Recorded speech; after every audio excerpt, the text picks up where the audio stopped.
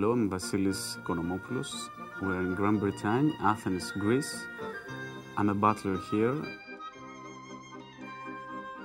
A butler is somebody that greets the guest, that is very close to him. He takes care of his clothes. He takes care of his well-stay in the room. That means maybe he needs information, maybe he needs to know a little about the city also. He's like a concierge. He's performing in-room dining. He is anticipating some guests that have special needs. He needs to be able to serve coffee and tea in the English way. And he needs to iron clothes, iron some newspapers sometimes. And I think the most of all, he needs to give the client the feeling that he's in a world that aside everyday life.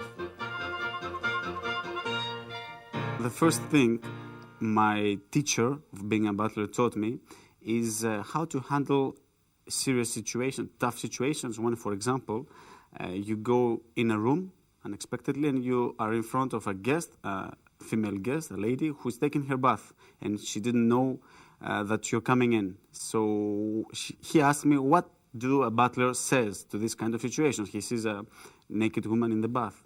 And I said, I don't know, I'm sorry, I'm gonna go now, excuse me, ma'am. He said, no, you say, excuse me, sir. In a very formal dinners or lunches, we are supposed, or even greeting a guest, we're supposed to wear white gloves. And as you see, we have tie, we have jackets, so we're wearing a lot of things. So when you serve, you have to be very formal. In this particular dining experience, we were wearing gloves, and we needed to pay a lot of attention so that the gloves don't get dirty, because they're all white. So by being so careful and by trying to give the plates as we should do, we began to transpirate, so there was a lot of sweat. And then we needed to wipe, and we couldn't wipe. And at the end, we end up, two butlers, being completely sweating and water all around us and not being able to do anything.